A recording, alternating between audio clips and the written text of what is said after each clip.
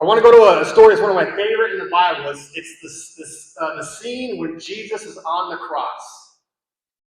And he has two people with him up there. And in the Bible, it beautifully illustrates this moment of traction.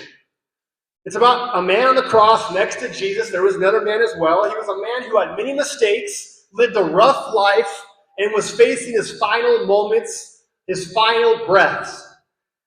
And at this point, he could have easily just stayed focused on his pain, his mistakes, and his regrets.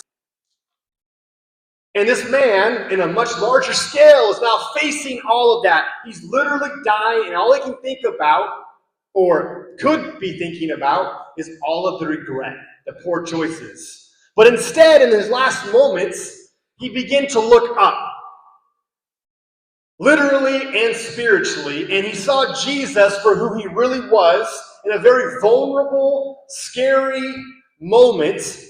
And even though he was on the brink of death, literally, he found the courage to ask Jesus, "Remember me when you come into your kingdom." That took traction. That took the resolve to look beyond his past, beyond his circumstances, and to fix his eyes on Jesus, the Savior.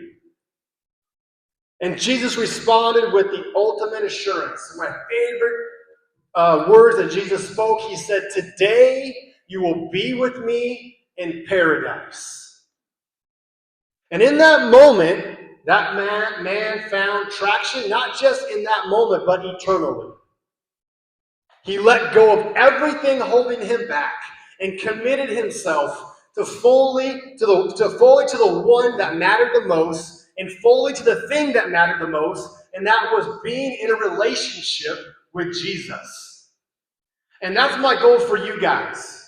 There's a lot of things you can put your time and your energy and your focus in. You can create traction in, and the world's going to tell you that's right, that's what you should be doing. But at the end of the day, I promise you, there's nothing more valuable than putting your traction, your energy, your mindset, your goals, your confidence, your everything into Jesus.